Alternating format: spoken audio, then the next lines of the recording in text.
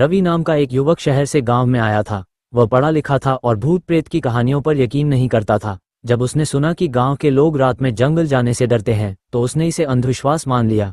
एक दिन रवि ने अपने दोस्तों से शर्त लगाई कि वह रात के समय जंगल जाएगा और लौटकर उन्हें बताएगा कि वहां कुछ नहीं है। दोस्तों ने उसे रोका लेकिन वह नहीं माना। आधी रात को रवि टॉर्च लेकर जंगल में चला गया। जंगल में घुसते ही उसे अजीब सी ठंडक महसूस हुई। अचानक पेड़ों के पत्ते तेजी से हिलने लगे, जैसे कोई अदृश्य शक्ति उन्हें हिला रही हो। कुछ दूर चलने के बाद रवि को एक पुराना कुआं दिखा, जिसके पास एक सफेद साड़ी में खड़ी एक महिला दिखी। तुम कौन हो? रवि ने हिम्मत जुटाकर पूछा। महिला ने धीरे धीरे अपना चेहरा ऊपर उठाया। उसकी आंखें गहरी काली थीं और चेहरा बेहद डरावना। रवि के पैरों तले जमीन खिसक गई। वह समझ गया कि यह वही चुड़ैल है जिसके बारे में गांव में कहा जाता था।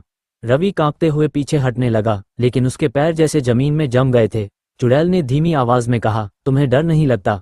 रवि हिम्मत बटोरते हुए बोला, मैं इन बातों पर यकीन नहीं करता। तुम कौन हो और यहाँ क्यों हो? चुड़ैल की आंखों में आंसू आ गए। उसने बताया कि वह सीमा नाम की एक युवती थी, जिसे सालों पहले इसी गांव के कुछ लोगों ने मारकर इस कुएं में फेंक दिया था। उसकी आत्मा अब तक इंसाफ की तलाश में थी।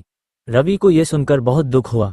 उसने गांव लौटकर सभी को इस सच्चाई के बारे में बताया। पहले तो लोग डर गए, लेकिन जब रवि ने पूरी कहानी सुनाई तो उन्हें एहसास हुआ कि उन्होंने एक निर्दोष लड़की के साथ बहुत अन्याय किया था। गांव वालों ने एक हवन कराया और सीमा की आत्मा की शांति के लिए प्रार्थना की। कुछ ही दिनों में जंगल की डरावनी घटनाएं बंद हो गईं।